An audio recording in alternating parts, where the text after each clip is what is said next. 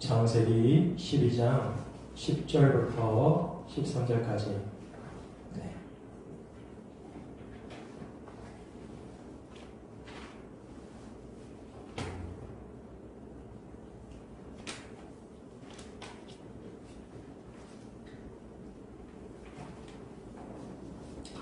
같이 읽습니다.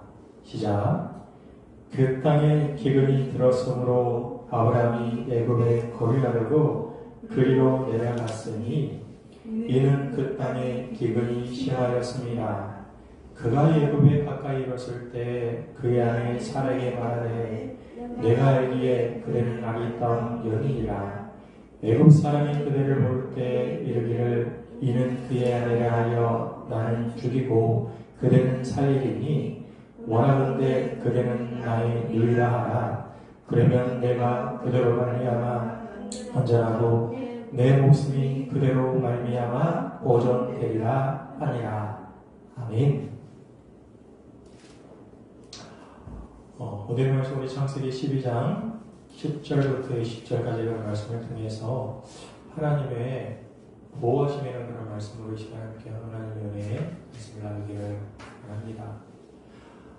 우리는 이제 창세기 속에서 가장 큰 주제가 바로 하나님의 나라다라는 것에 대해서 우리는 같이 배웠습니다. 그러면서 창세기 12장 1절부터 해서 우리 9절까지 한번 그 전에 대한 내용들을 같이 한번 우리 봤으면 좋겠는데요.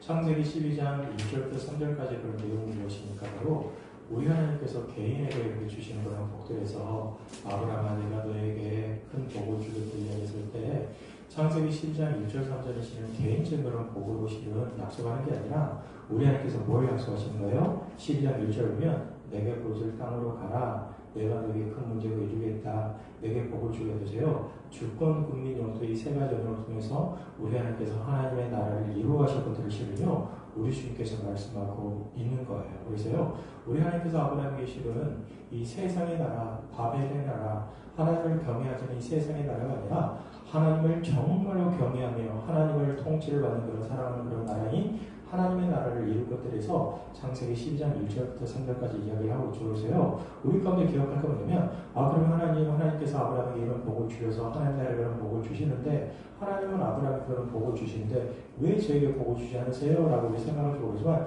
여러분 그게 아니에요. 우리 하나님께서 아브라함을 허락하시는 이 아브라함의 복은 무엇입니까? 하나님 나라의 그런 복이고 구원의 복이고 천국의 그런 복인데 이 복이 바로 이제 에베소 1장 3절부터 4절까지 하면 그리스도 예수 안에서 신령한 모든 복이세요. 우리에게 구원에 대한 그런 복을 주셨다고 말씀하고 있습니다. 그래서 우리 안에 기억할 때마다 아브라함의 복을 내가 예수 안에 있기 때문에 예수 그리스도 안에 내가 받았구나 라고 우리 이렇게 이야기하죠. 이런 상황 가운데 이제 아브라함이 이제 4절 보면 12장 4절 보면 아브라함이 여호와의 말씀을 따라갔습니다. 하나님의 말씀을 따라갔습니다. 하나님을 신뢰하고 그분을 의지하고 그분을 바라보고 무엇보다 여호와의 말씀을 따라 그가 갔다라고 이야기하고 있는 것이죠. 우리의 삶의 여정도 그런 거예요. 우리도 우리의 그런 감정과 우리의 상황과 환경을 의지하는 게 아니라 우리는 어떤 순간에도 뭘 따라가는 거예요? 하나님의 말씀, 그분을 신뢰하고 그분의 말씀을 따라가는 것이 바로 우리의 복된 삶이라고 이야기하고 있는 것이죠. 그리고 난 뒤에 12장 7절 9절까지 보면 결국은 어때요? 아브라함이 이제 가나안 땅에 도착했을 때 우리 하나님이 그에게 다시 한번 나타나셔서 아브라함아 내가 이 땅을 너에게 주마 내가 반드시 너희 자손에게 주마라고 약속하시면서 그에게 다시 한번 하나님 나라에 대한 것들을 약속하셨을 때 아브라함이 이에 대해서 감사하고 우리 하나님 반드시 이 땅을 주실 것들에 대한 신뢰하는 마음으로 그분께 제사를 드리고 이 제사 속에서 하나님께 예배를 드림으로 하나님의 약속을 분명히 신뢰하는 그런 모습으로 펼쳐지고 있는 것들이 바로 지난 우리 9절까지의 그런 내용의 말씀이었습니다.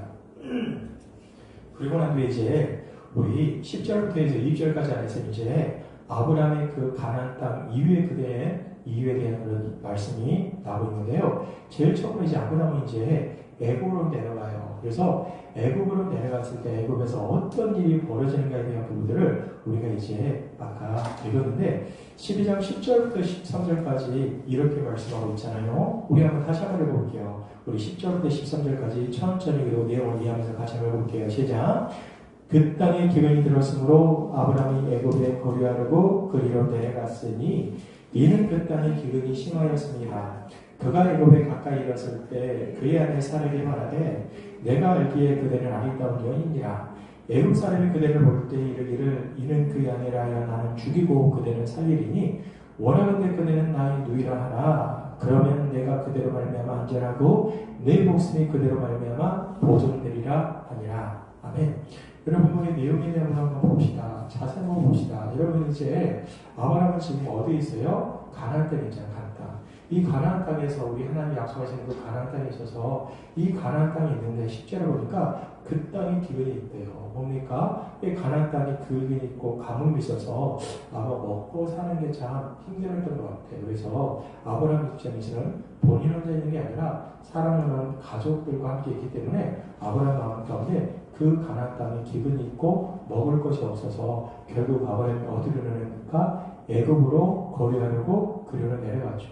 우리 한번 여기서 한번 질문을 던져봐야 돼요. 뭐냐면 과연 아브라함이 애굽 땅으로 내려가는 게 하나님이 기뻐하시는 뜻인가? 아브라함이 실은 하나님께서 허락하신 땅은 어디예요? 가나안 땅인데 이 가나안 땅이 아니라 애굽 땅으로 내려가는 게 하나님이 기뻐하시는 뜻인가? 우리는 한번 이렇게 생각해 봐야 돼요. 여러분 어떻게 생각하세요? 이 애굽으로 내려갔다는 게 좋은 뜻일까요? 아니면 약간 하나님 보시기에 약간 불신의 그런 표현일까요? 제가 보기에는요 믿음이 없는 그런 표현 같아요. 그리고 불신의 그런 표현 같아요. 왜냐하면 애굽으로 내려갔을 때 그곳에서 이렇게 풀리시는 일들이 보면 환난과 어려움을 당하잖아요. 그러니까 결국 그가 실은 기근 때문에 어떤 상황에 할 수 없이 그가 내려가긴 했지만 그의 어떤 행동과 그의 어떤 이렇게 선택들은 좀 불신앙적인 그런 모습이 있는 것 같다. 그런 생각 같습니다. 근데 또 한편으로 그런 생각들은 아브라함이 실은 계속해서 우리가 창세기 12장부터 계속해서 알아가지만 하나님을 알아가는 그런 단계에 있습니다.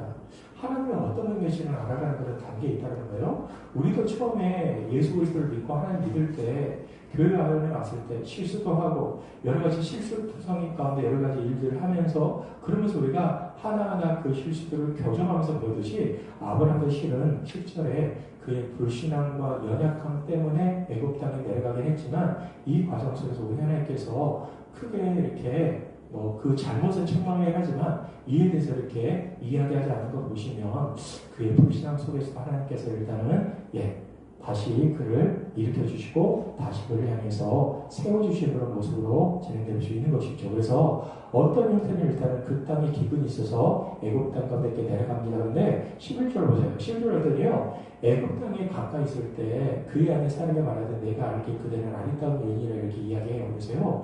아브라함의 나이가 지금 75세고 아리따운 여인이시는요. 이 사라의 나이시는 10살 차이거든요. 65세 차이인데 65세니까 우리로 말하면 이제 할머니 있잖아요. 그 할머니 대신에 그 여사님인데 이 여사님이 얼마나 예뻤던지 아브라함 입장에서 두려웠던 것 같아요. 어떤 두려움일까요? 혹이라도 내 사랑하는 아내를 빼앗아 가서 결국 자기를 죽이고 그리고 아내를 빼앗아 가지 않을까 하는 그런 마음 가운데 큰 두려움이 들었던 것 같아요. 그래서요. 11절 보세요. 그가 애굽에 가까이 이르렀을 때를 말하면서 애굽에 그런 큰 성과 애굽의 큰 제국들을 말아봤을 때 자기를 이렇게 해하고 아내를 향해서 데려가서 자기를 죽이지 않을까 생각하고 그 원인을 실은 제공한 게 누굽니까? 실은 사례.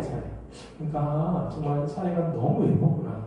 너무 예쁜 아내를 이렇게 데리고 자기가 안 되는구나. 여러분 이렇게 적용하시면 안 돼요. 그래서요. 이렇게 일단 사례가 너무너무 내시는 예쁜 상황 가운데 아내를 이렇게 빼앗고 본인을 죽이지 않을까? 이런 마음의 그런 두려움이 갑작스러운 그런 두려움이 불안함들이 그에게 찾아온 것 같아요. 그러니까 아브라함이 이렇게 생각하는 거죠.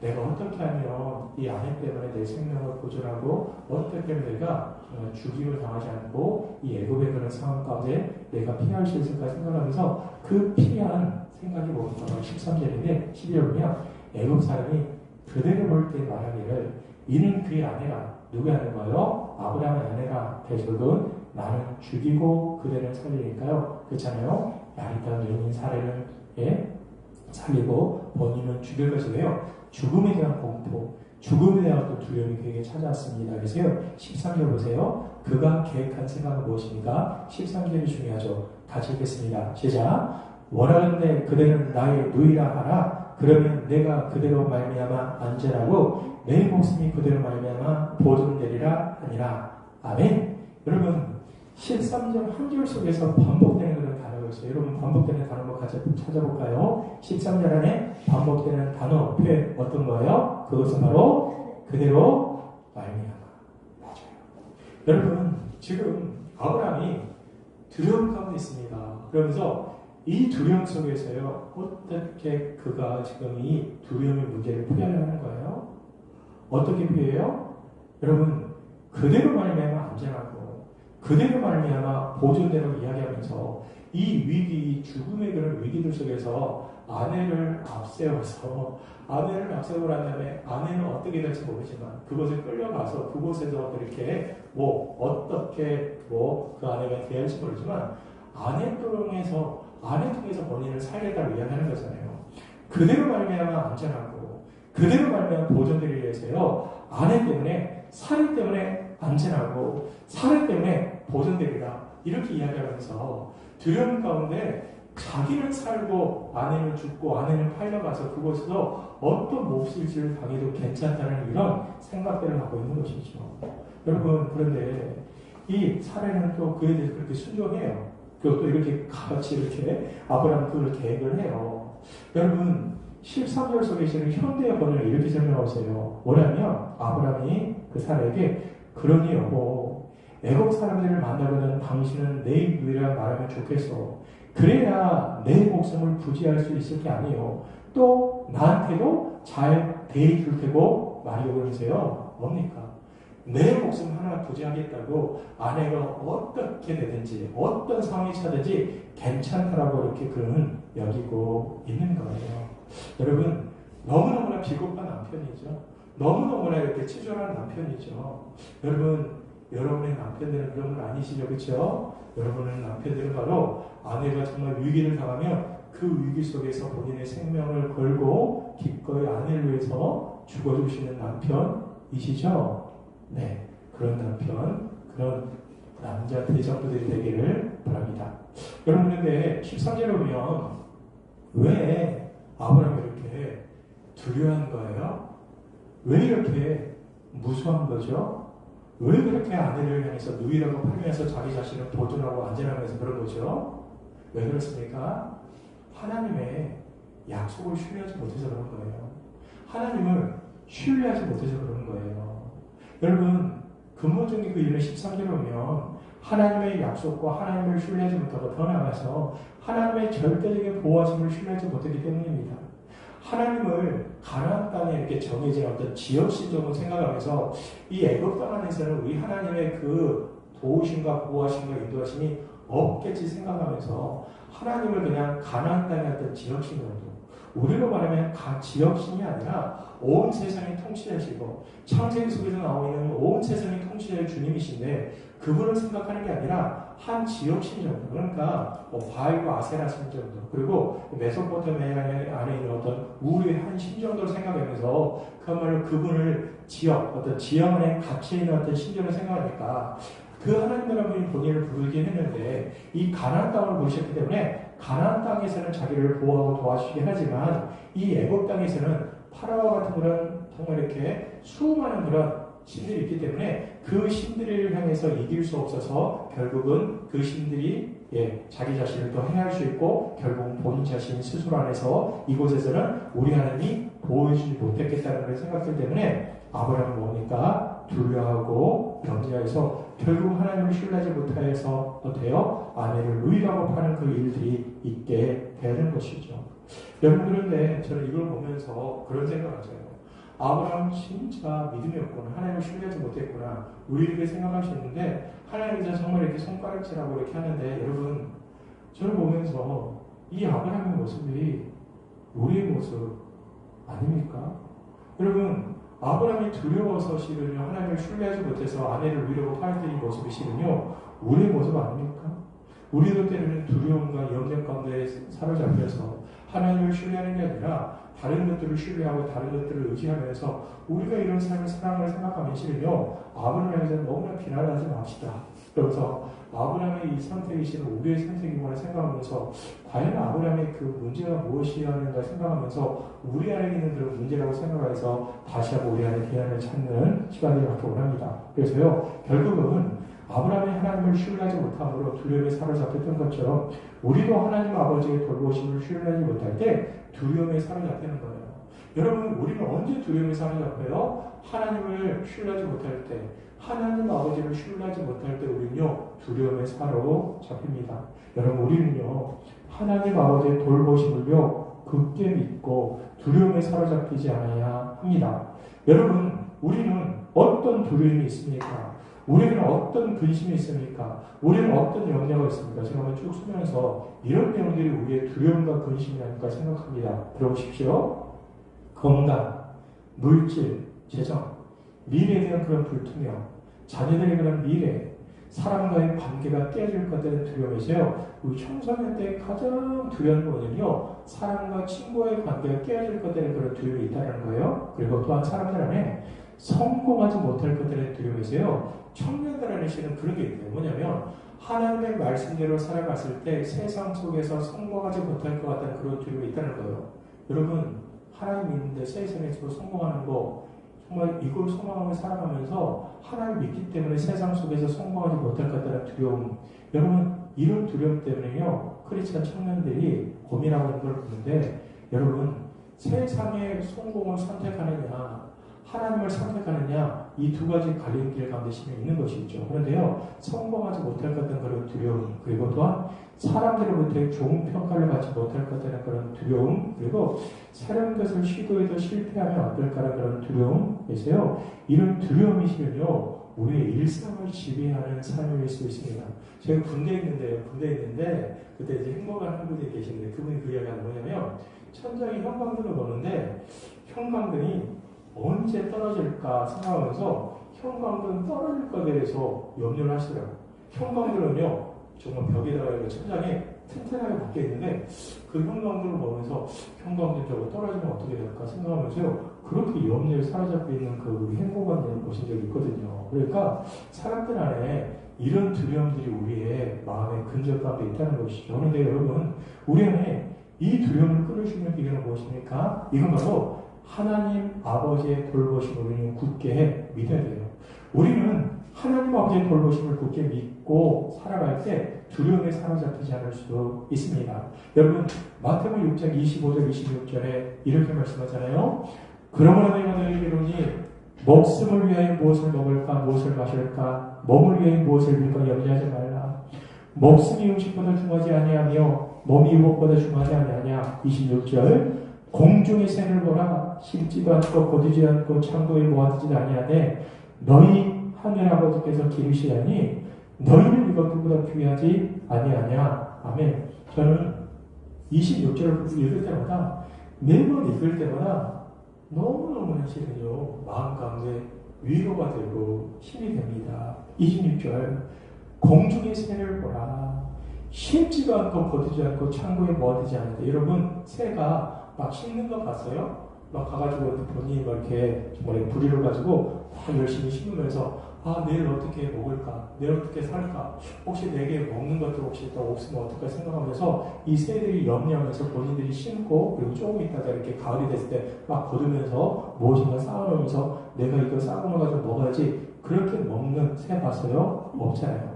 창고를 또 만들어요. 막 창고를 만들고 좋은 이렇게 막 이렇게 창고를 만들어가지고 그 창고에다 막 들여가지고 그곳에서 막 이렇게 본인의 그 미래에 대해서 축적하면서 그 앞으로 먹을 것에 대해서 이렇게 염려하면서 한 그런 새 봤어요? 그래서 없잖아요. 동일하게 누가 먹이신다는 거예요? 너희 하늘 아버지께서 이 새를 먹이신다는 것을, 이 작은 이물과 작은 조류인 이 새까지 우리 하나님께서 먹이시는데 주님께서 뭐라고 말씀하세요? 너희는 이것들보다 귀하지 아니하냐. 아니니까 우리 하나님께서 우리를 말씀하시는 뭡니까? 이 새들까지 먹이시고 새들까지 입히시고 새들까지 책임지시는 그 하나님께서 그 새들까지 돌보신다면 너희는 새보다 더 귀하다고 말하면서 우리가 그랬잖아요. 여러분, 우리는 새보다 더 귀한 존재잖아요. 예수 그리스도의 그 십자가의 그 죽음, 사랑하는 독생자 예수 그리스도의 십자가의 죽음을 통하여 그분의 핏값을 통하여 구원한 사랑하는 받은 아들 예수 그리스도의 그 죽음을 통하여 구원받는 사람이 누굽니까? 바로 우리인데, 우리를 향해서 귀하지 않냐는 것을 우리가 바로 귀하다. 새들까지 먹이신다면 우리까지 먹이지 않겠느냐라고 우리에게 말씀하시면서 그 앞에 뭐라는 거예요? 너희 하늘 아버지라고 말씀하시면서 이 하늘은 뭡니까? 하늘에 있는 전지전능하신 아버지께서 우리의 모든 것들을 책임질 것을 이야기하고 있는 것이죠. 그래서요, 우리는 두려움을 끊을 수 있는 건 뭐냐면요, 하나님 아버지의 돌보심과 하나님 아버지를 굳게 신뢰할 때 우리는 두려워하지 않을 수 있는 거예요. 그래서 우리 성도들 각 개인들은 하나님 아버지의 돌보심을 굳게 믿어야 됩니다. 갈라디아 4장 6절에 너희가 아들이므로 하나님이 그 아들의 영을 우리 마음 가운데 보내사 아빠 아버지라 부르게 하셨느니라. 아멘. 우리가 하나님께서 부를 때 뭐라는 거예요? 아빠 아버지. 제가 한번 불러보실래요? 아빠 아버지. 시작. 아빠 아버지. 맞아주세요. 이 아빠라는 표현은요, 우리 하나님께서 친근한 그런 표현이에요. 그래서 어린아이들이 그 자녀를 향해서 정말 어린아이들이 부모를 향해서 아빠라고 이렇게 부르듯이 우리 하나님이 그 명을 가져서 우리 사랑하는 자녀들을 향해 그렇게 하나님 부르셨던 것처럼, 아빠를 향해서 불렀던 것처럼 동일하게 우리에게도 뭐라는 거예요? 아빠, 아버지를 이렇게 부름을 통하여 우리의 모든 것들을 책임지시라고 말씀하고 있는 것이죠. 그래서요, 우리는 하나님 아버지 되심을 굳게 믿고 우리는요, 염려하지 않고 근심에 사로잡혀하지 않고 우리의 일상의 모든 것들을 여시는 그분께 맡기는 것들이 필요합니다. 여러분, 우리의 삶의 모든 것들을 그분께 맡겨야 돼요. 여러분, 하나님께서 우리의 모든 것들을 책임지시고 인도하시기 때문에, 그러면 그분께서 우리의 삶을 책임지고 인도한다면 우리는 우리가 우리의 삶을 주관하는 게 아니라 누구에게 맡기는 거예요? 그분께 우리의 인생을 맡기는 거죠. 그래서요, 우리의 자녀의 그런 건강, 아까 염려하는 거 있잖아요. 우리의 어떤 건강에 대한 염려, 재정에 대한 염려, 여러분, 염려를 가지고 우리 안에 무엇인가 일이나 생산성 있게 할 수 없어요. 염려를 실은요, 사람 안에 두려움과 염려 때문에 생명을 단축시키고 실은요, 그 염려의 그런 종이 되어 우리 안에 이 땅에서 평강을 누리지 못하게 하는 건데, 이 염려가 있을수록 우리는요, 뭘 맡기는 거예요? 우리 하나님께 날마다 맡기는. 그래서 우리 마음 가운데 뭔가 염려가 있다 할 때요, 이 염려 대신 어떻게 해요? 우리는 맡기는 거예요. 그래서 주님께서 뭐라고 말씀하시는 거예요? 아무것도 염려하지 말고 오직 모든 일에 기도와 간구하심으로 너희 구할 것을 하나님께 맡기라면서요, 염려가 있을 때 곧바로 그걸 하나님께 기도함으로 맡기고 염려 대신 맡기는 걸 기도가 우리에게 필요하다는 거죠. 그래서 우리에게 재정에 대한 부분들, 가정에 대한 부분들, 자녀에 대한 부분들, 그리고 목회에 대한 부분들, 여러분, 이런 모든 것들을 실은요, 우리 주님께 온전히 맡기는 것들이 필요합니다. 그래서 맡긴 기도는 어떻게 되는 거예요? 전능하신 하나님 아버지께서 우리의 모든 것을 다 주관하고 계심을 이 시간에 믿습니다. 내가 주인이 되어 이끌고 가는 했던 모든 것들, 건강, 재정, 그리고 자녀들의 미래, 사람과의 관계, 성공하지 못하게 된 두려움, 사람들을 대하던 평가, 새로운 시도 속에 실패에 대한 두려움, 이 모든 것들을 우리 주 앞에 맡기며 내려놓습니다. 우리의 생명과 건강과 안전과 모든 것들도 주께 맡기며 내려놓습니다. 그리고 예수 그리스도의 이름으로 기도합니다. 아멘. 이렇게 기도하며 나가는 거죠. 여러분, 이렇게 기도할 때 우리 마음 가운데 어떤 마음이 있습니까? 평강이 있습니다.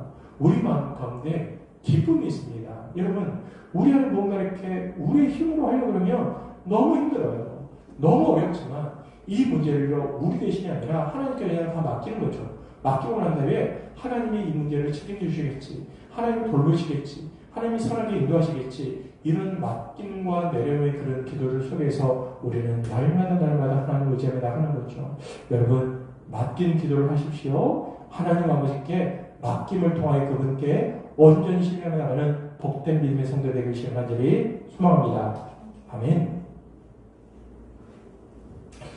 그러면서 또한 우리 14절부터 20절까지 이렇게 말씀하고 있잖아요. 14절부터 20절까지 있는데요. 우리 14절, 20절 한번 같이 한번 읽어볼게요. 여러분, 성경을 펴고 창세기 12장 14절부터 20절입니다. 같이 볼게요. 시작. 아브라함이 애굽에 이르렀을 때 애굽 사람들이 그 여인이 심히 아름다움을 보았고 15절 바로의 고관들도 그를 보고 바로 앞에서 칭찬하므로 그 여인을 바로의 궁으로 이끌어 들인지라. 이에 바로가 그로 말미암아 아브라함을 후대함으로 아브라함이 양과 소와 노비와 암수나귀와 낙타를 얻었더라. 여호와께서 아브라함의 아내 사라의 일로 바로와 그 집에 큰 재앙을 내리신지라. 바로가 아브라함을 불러 이르되 내가 어찌 날 이렇게 행하였느냐 내가 어찌 그를 내 아내라고 내게 말하지 아니했느냐 내가 어찌 그를 위로하여 내가 그를 데려다가 아내를 삼게 했느냐 내 아내가 여기 있으니 이제 데려가라 하고 바로가 사람들에게 그의 일을 명하매 그들이 그와 함께 그의 아내와 그의 모든 소유를 보냈더라. 아멘. 여러분 이제 그가 아브라함의 생각이세요. 상상했는데 이 상상한 일들이 그대로 펼쳐지고 있는 거예요. 그러니까 그 당시에 실은요, 이 애굽의 나라는 실은 제국이었고 그 당시에 이렇게 행정이나 관리나 모든 것들이요 이렇게 잘 준비되어 있는 나라입니다. 그리고 이 아브라함 같은 실은요, 이 가족의 어떤 족장이기 때문에 그는 소수의 그런 사람이기 때문에 언제든지 애굽에 내려갔을 때 힘과 폭력에 의해서 실은요 이걸 아내를 빼앗을 수 있고 실은 그를 죽일 수 있는 그런 상황이기 때문에 아브라함은 그렇게 실은 두려워했던 거예요. 이를 두려운 사람 가운데 14절에 봅니다. 14절 보세요. 아브라함이 애굽에 이르렀을 때 애굽 사람들이요 그 여인이 심히 아름다움을 보았어요. 아 정말 65세 되신 우리 여사님께서 너무너무 지금 아름다웠던 것 같아요. 정말 얼마나 아름다웠으면요 15절 보세요. 바로의 고관들도 그를 보고 바로 앞에서 칭찬하니까 너무너무 아름다워. 정말 이렇게 아브라함이라는 사람이 있는데 가나안 땅에 산 사람이라는데 이 사람의 아내인 사람은요 너무너무 예쁩니다. 왕이시여 그 여인을 이렇게 함께 하시면 정말 당신에게 복되지 않겠느냐 하니까요 이 바로 앞에 이렇게요 이 고관들이 칭찬하면서 바로 앞에 결국 이렇게 그 여인을 데려가는 거예요. 그래서 그 여인을 바로의 궁으로 이끌어 들이죠. 여러분 바로의 궁으로 이끌어 들일 때 아브라함은 뭘 하고 있을까요? 아브라함도 한번 바로의 궁으로 같이 갔을 것 같아요. 이런 상황 가운데 실은요 아내가 어떤 일을 당합니까? 자기 그런 몸이 팔리고 그리고 그곳에서 몸짓을 이렇게 당하면서 아내의 그런 모든 인권들이 이렇게 유린되는 상황 가운데 있을 걸로 보이는데요. 아브라함은요 어떤 행동도 안 해요. 어떤 태도도 안 해요. 그는요 아까 말한 대로 자기의 그런 쓰였던 레파토리대로 그대로 되는 걸 보면서 그대로 진행되는 그 모습으로 이렇게 펼쳐지고 있으면서 그는 아무런 반응 안 해요. 그런데 도리어 심지어 보니까 바로가 돼요. 16절 보세요. 같이 읽어보기 시작. 바로가 그로 말미암아 아브라함을 후대함으로 아브라함이 양과 소와 노비와 암수 나귀와 낙타를 얻었더라. 아멘. 여러분 이 일 때문에 바로가 그로 말미암아 그 누구예요? 사례 때문에 아브라함을 후대하니까요. 후대에서 아브라함이 뭘 얻어요? 양과 소와 노비와 암수 나귀와 낙타를 얻었어요.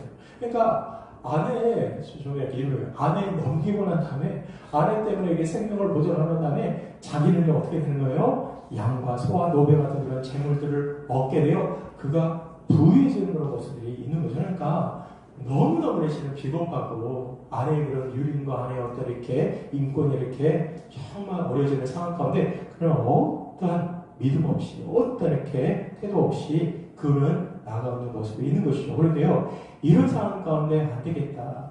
우리 하나님이 급하게 그에게 이렇게 반응하시면서 이 바로를 향해서 급하게 개입하십니다. 그래서 17절인데 여호와께서 아브라함의 사례의 일로 바로와 그 집에 큰 재앙을 내리세요. 여러분 17절에 좀 중요한 표현은 뭐냐면요.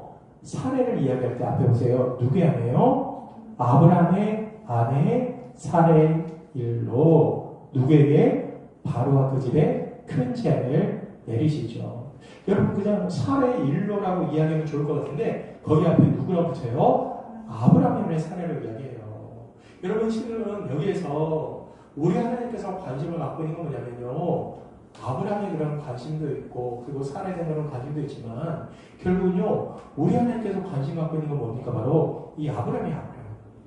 결국은 이 아브라함의 그 관심을 갖고 계심으로 우리 하나님께서 아브라함의 아내 사례의 일로 아브라함 때문에 결국 하나님께서 바로와 그 집에 큰 재앙을 내리셨다 이야기합니다. 그러면 우리 또 생각하죠. 큰 재앙이 뭘까 생각했을 때 아마 생각하기에 이건요 큰 전염병. 그래서요 그 가문이나 그 나라가 완전히 이렇게 흥미박산될 정도로 큰 재앙이 있어서 아마 큰 재앙에 대한 그런 고통들이 그 가정 가운데 임하고 그 나라 가운데 임했던 것 같으니까요. 정말 여기에는 바로가요. 너무너무 놀라서요. 이제 18절에 이렇게 이야기하잖아요. 18절 같이 볼게요. 바로가 아브라함을 불러 이르되 내가 어찌하여 나에게 이렇게 행하였느냐 내가 어찌하여 그를 내 아내라고 내게 말하지 아니하였느냐 19절 내가 어찌 그를 위하여 그를 데려다가 아내를 삼게 했느냐 내 아내가 여기 있으니 이제 데려가 하고 여러분 18절 19절 가운데 실은 그 이전에 아브라함이 자기 이렇게 아내를 향해서 저는 누이라고만 이야기했잖아요. 그런데 아내라 말한 적이 없어요. 근데 18절 19절 아브라함 분명히 이야기 안 했겠죠? 그 이야기를 안 했겠는데 하나님께서 아마 이 바로의 어떤 꿈이나 어떤 재앙을 내리시는 가운데 아마 그랬겠죠. 그 아내에게 범하지 말아라. 그 아내는 바로 그의 아브라함의 누이가 아니라 아브라함의 누구라는 거예요? 아내다. 그 아브라함의 아내인 사례를 범했을 때 너는 실은 큰 재앙에서 전면 홍해에서 너의 나라와 너의 가정이 이렇게 망할 수 있고 너 역시 망할 수 있다는 생각이 있어요. 이 바로 입장에서 하나님이 그에게 실은요 아브라함의 아내라고 실은 알려주는 거예요. 그러니까 이 바로 입장에서는 어떻게 됩니까? 아브라함을 불러서 18절 내가 어찌하여 19절 내가 어찌하여 그를 너의 아내라고 말하지 아니했느냐 그를 누이라고 했느냐 내가 그를 아내를 데려다가 아내를 삼게 하였느냐 내 아내가 여기 있으니 이제 데려가라면서요 우리 하나님께서 아브라함의 아내인 사라를 향해서 이렇게 말씀해 주심으로 그에게 나타나서 그가 이렇게 반응하고 있는 모습이 있습니다. 여러분 18, 19절 여기서 반복되는 단어는 뭐예요? 반복되는 단어 뭡니까? 내가 어찌하여 여러분 18절 19절 안에 이 반복되는 이 두 구절 안에서도 반복되는 단어가 있는데 내가 어찌하여 19절 내가 어찌하여 그래서요 내가 어찌하여 이 일을 했냐고 이야기하는 거예요. 여러분 이거는 실은요 이 바로가 지금 아브라함에게 어찌하여 이렇게 이야기하면서 직접적으로 이야기하고 있긴 있지만 실은요 이거는 실은요 바로가 아브라함에서 책망하고 그를 향해서 이렇게 하는 이야기를 하지만 실은 이 말씀이 실은요 우리 하나님께서 아브라함에게서는 책망 같아요. 아브라함아 이 의미는 이런 거겠죠. 어찌 너는 나를 신뢰하지 못하냐 너는 어찌 나를 이렇게 더 의지하지 못하냐 내가 너를 통해서 하나님 나라를 이루겠다고 이야기했잖아. 그래서 너를 향해서 보호하겠다고 이야기했잖아.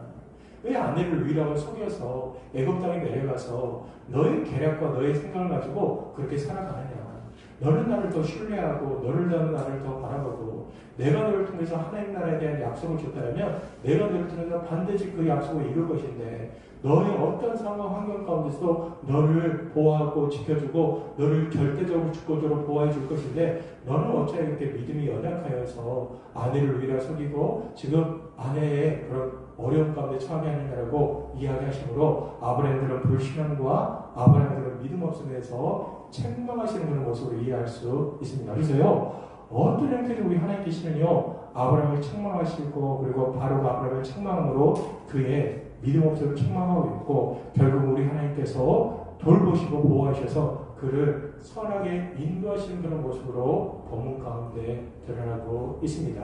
근데 여러분 한 가지 더 보셔야 돼요. 뭐냐면 여러분 하나님께 지금 아브라함의 가정과 그리고 아브라함의 아내 사례 가운데 지금요 개입하고 있잖아요. 돌보시고 있잖아요. 여러분 개입하시고 돌보셔서 왜 개입하고 돌보시고 계실까요? 왜 지금 아브라함의 아내 사례가 지금 없을지를 당하는 그런 상황 가운데 우리 하나님께서 급하게 개입하셔서 바로의 그 가정 가운데 들어가셔서 그에게 큰 재앙과 그리고 큰 진노와 때로는 그를 향해서 큰 심판을 내릴 것들을 이야기하면서 바로가 너무너무나 실은 두려워서 그가 염려해서 바로가 지금 아브라함에게 그렇게 지금 이야기하고 있을까요? 왜 우리가 하나님께서 지금 아브라함을 향해서 그를 돌보시고 보호해 주실까요? 왜 그렇죠? 맞습니다, 여러분. 창세기 12장 지금 흐름은 뭡니까? 1절 3절 안에서 하나님께서 하나님 나라를 이루어가겠다 말씀하잖아요. 여러분, 아브라함은 실은 그냥 한 사람이 아닙니다. 사라는 실은요, 한 사람이 아닙니다. 아브라함의 그런 씨를 통해서는요, 사라가 이제 앞으로 이삭을 낳고 이삭을 통해서 앞으로 12지파가 나오게 되어지는 그런 위대한 하나님의 그런 나라의 그런 계획이 있는데, 만약에 이곳에서 사라가 몹쓸 당했다 생각합시다. 그러면 어떻게 된 거예요? 하나님의 나라, 하나님이 원하셨던 그 계획들이요, 수포로 돌아가서 하나님이 원하셨던 그 일들이 이루어지지 않았기 때문에 우리 하나님께서 비상 간섭하셔서 아브라함의 아내 사라를 보호해 주시고 그를 돌보셔서 결국은 뭘 이루시는 거예요? 아브라함과 사라를 통하여 이루실 하나님 나라에 대한 계획이 있기 때문에 그를 통해서 지금 하나님께서 개입하고 계시는 거죠. 그래서요, 하나님께서 아브라함을 보호하여 주시고 사라를 보호해 주시는 건 무엇입니까? 바로 그를 통하여 하나님 나라를 이루어가실 큰 계획이 있어서 그런 거죠. 하나님께서는요, 이 위기의 상황 속에서 아브라함을 주권적으로 보호하심으로 하나님의 나라와 약속을 반드시 이루어가실 것들을 보여주시게 되는 거예요. 하나님께서는 아브라함이 겪는 앞으로의 수많은 장애 속에서도 하나님께서는 반드시 그분의 나라를 이루어가실 것들을 말씀하고 있는 것이죠. 여러분, 아브라함이 앞으로 12장 이후에 13장부터 해서 21장까지 수많은 일들을 당할 겁니다. 그런데요, 그때마다 실은요, 아브라함은 실수투성이고 부족하고 또 이런 어떤 약속을 지키지 못해 불신의 가운데 있긴 있지만, 하나님께서는 끊임없이 아브라함을 보호하시고 도우시고 인도하셔서 결국은요, 그를 통하여 하나님 나라를 이루어가시는 그런 모습들이 본문 가운데 펼쳐지고 있는 것이죠. 그래서 우리는 아브라함을 볼 때마다 하나님께서는 아브라함을 보호하여 주셔서 앞으로 펼쳐지는 수많은 장애와 역경 속에서 하나님은 반드시 그분께서 계획하신 하나님 나라를 이루어가실 것들을 말씀하고 있습니다. 여러분, 이 이야기가 어떻게 아브라함의 그런 이야기로 끝납니까? 아브라함의 그 이야기시는요, 우리에게도 연결되는 거잖아요. 하나님께서 아브라함을 부르셔서 하나님 나라를 이루어가시겠다고 이야기하시면 하나님께서 동일하게 우리를 보호해 주심으로 우리를 향한 하나님의 나라, 우리를 향한 하나님의 구원, 우리를 향한 하나님의 새하늘과 새 땅을 우리를 통하여 반드시 이루어질 것들을 말씀하고 있습니다.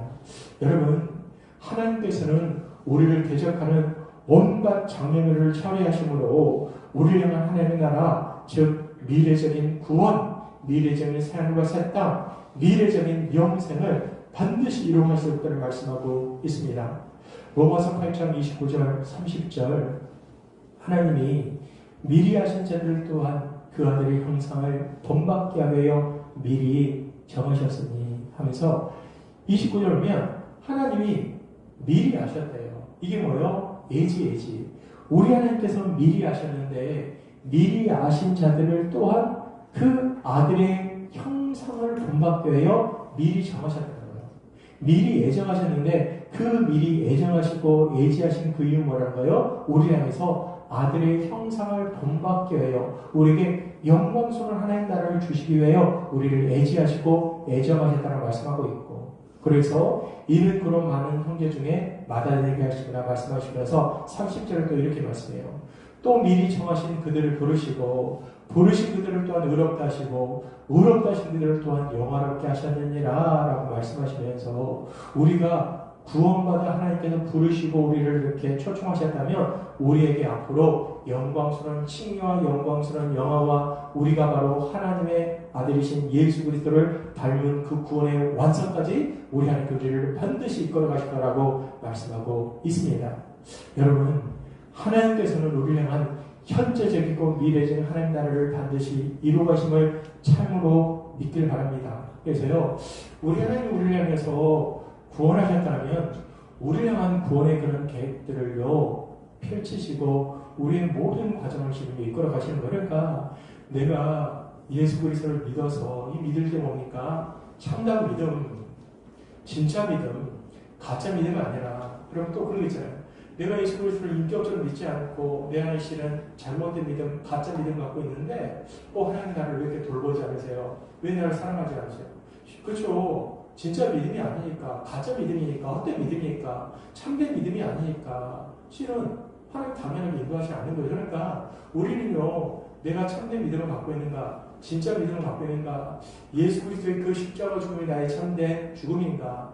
예수 그리스도 나의 주되심을 나는 정말 믿고 있는가 해서요. 우리는 예수 그리스도의 그 십자가의 죽으심을 나는 참으로 믿고 있는 그 성도를 향해서 우리 하나님께서 반드시 그 성도의 모든 구원을 이끌어 가시고 모든 삶을 실을 이끌어 가신다는 거예요. 그래서 우리 가운데 닥치는 그런 수많은 환난과 어려움 속에서도 우리 주님께서 우리의 모든 것을 이끌어 가시는구나. 그리고 우리의 삶의 모든 것들을 이끌어 가시는구나. 이것들을 꼭 기억하길 바랍니다. 그래서요, 우리 가운데 하나님이 우리의 삶의 모든 것을 이끌어 가시고 우리의 구원도 이끌어 가시고 우리의 삶의 모든 과정을 실은요, 그분께 실은요, 주권적으로 실은 이끌어 가세요. 그러니까 우리는 이렇게 기도하잖아요.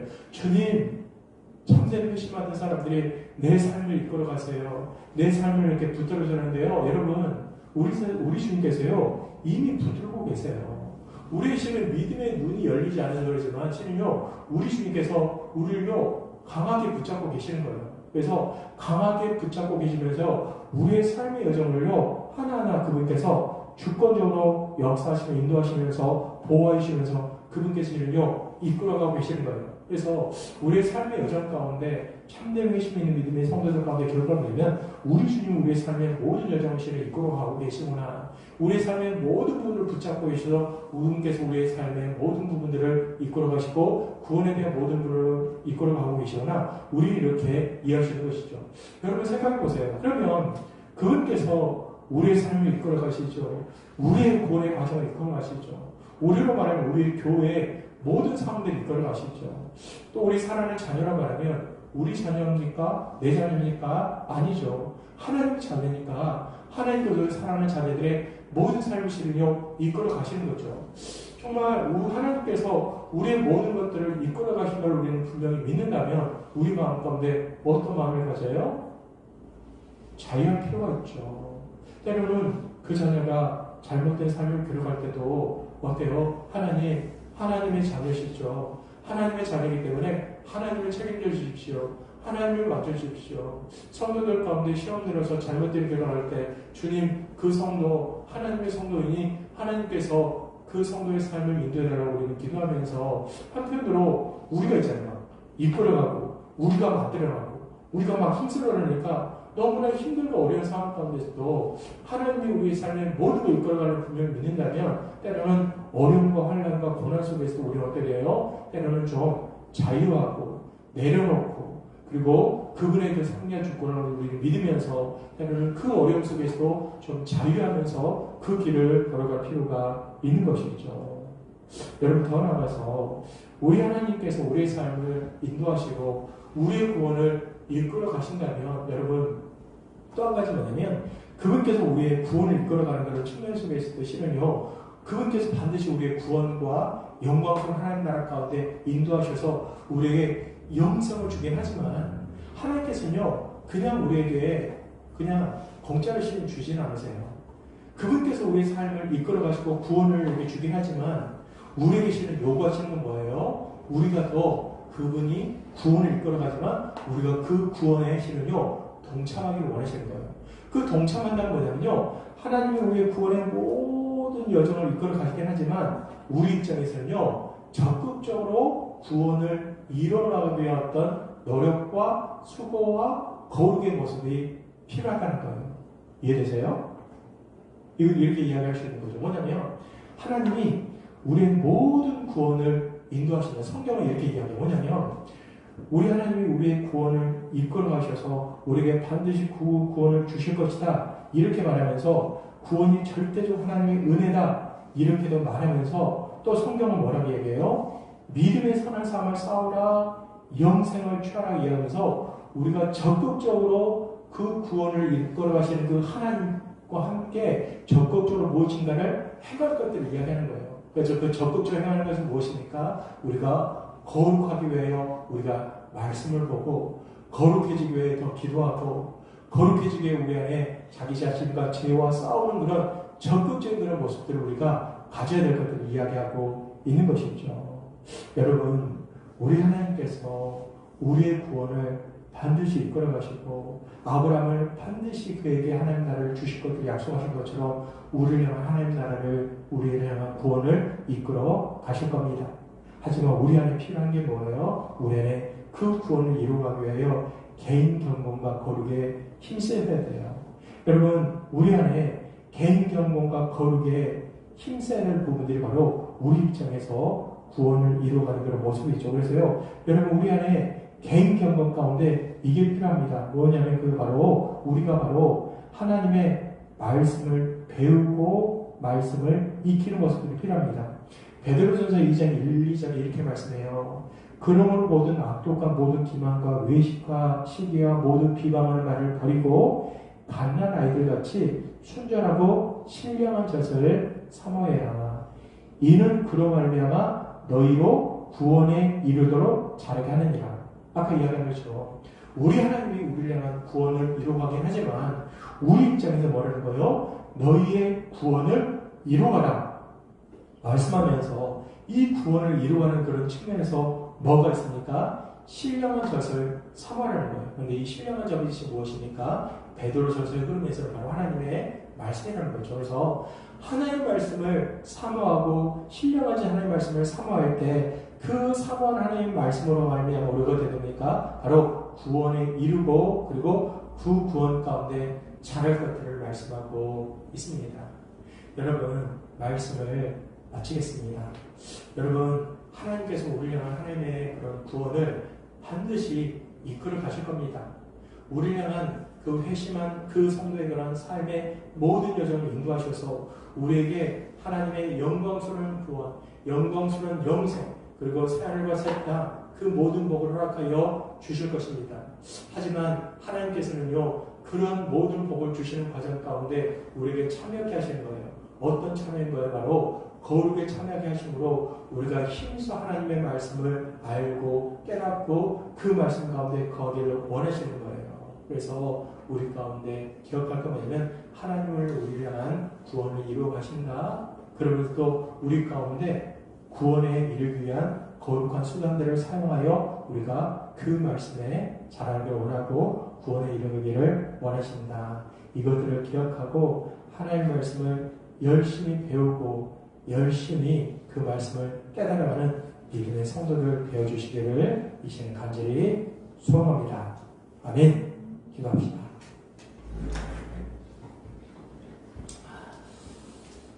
이 시간에 같이 기도할 것은요,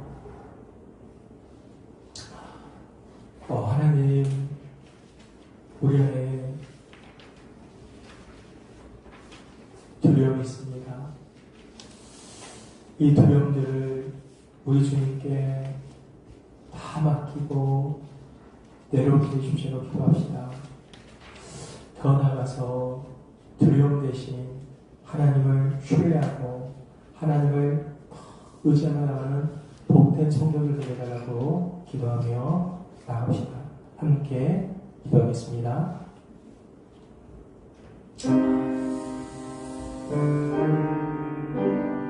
아버지, 우리 안에 두려움들을 다 내놓게 해주시고 주님, 그 두려움들을 내려놓으며 하나님께 내려오게 해주시옵소서. 주님, 우리 안에 두려움 떨지 않게 해주시고 우리 삶의 모든 두려운 부분들을 그분께 다 맡길 수 있도록 인도하여 주옵소서. 주님, 아브라함이 하나님을 신뢰하지 못하여 그런 두려움 가운데 빠졌던 것처럼 우리도 두려움에 빠져서 주님 하나님을 신뢰하지 못하는 그런 모습으로 살지 않게 해주시옵소서. 하나님, 우리의 삶의 모든 여정을 붙잡으시고 인도하여 주시옵소서. 주님, 무엇보다 우리를 향한 하나님의 구원을 반드시 이루어간다는 것들을 신뢰하게 해주셔서 날마다 그 구원을 이루어가는 그 하나님을 신뢰하게 해주시고 주여, 그분이 우리의 구원을 이루어가기에 우리 입장에서 해야 될 개인 경건의 그런 모습이 하나님 하나님 말씀, 복음 말씀들을 더 의지하며 나갈 수 있도록 인도하여 주시옵소서. 기도하겠습니다. 하나님 감사합니다. 아브라함이 두려움 때문에 하나님을 신뢰하지 못하여 잘못된 행동을 했던 것처럼 아브라함의 모습 바로 우리 모습이 아닙니까? 우리도 두려움, 근심, 염려 가운데 빠져서 하나님을 신뢰하지 못하는 행동들을 할 때가 참으로 많습니다. 주님 우리에게 우리의 모든 두려움들을 그분께 다 맡기게 해주셔서 이 맡김 속에서의 자유와 기쁨들을 누리게 해주시고 우리가 삶의 주인이 아니라 우리 주님이 삶의 주인인 것들을 더욱더 분명히 고백하게 해주십시오. 하나님께서 하나님 나라를 이루어하신 것처럼 우리를 향한 하나님 나라의 그런 계획들과 우리를 향한 구원과 영생을 우리에게 반드시 주실 것인데 우리 입장에서 주님 그 구원을 이루어가기 위하여 구체적으로 하나님의 말씀 가운데 더 가게 해주시고 이 말씀 바로 우리를 구원에 이르게 하고 하나님의 영광스러운 하나님 나라에 들어가는 자로 세워주는 걸 알려주셔서 우리 입장에서 열심히 하나님의 말씀을 사모하며 그 말씀을 더 깊이 의지하며 살아가는 복된 성도들 될 수 있도록 인도하여 주옵소서. 감사합니다. 우리 주 예수 그리스도 이름으로 기도합니다. 아멘.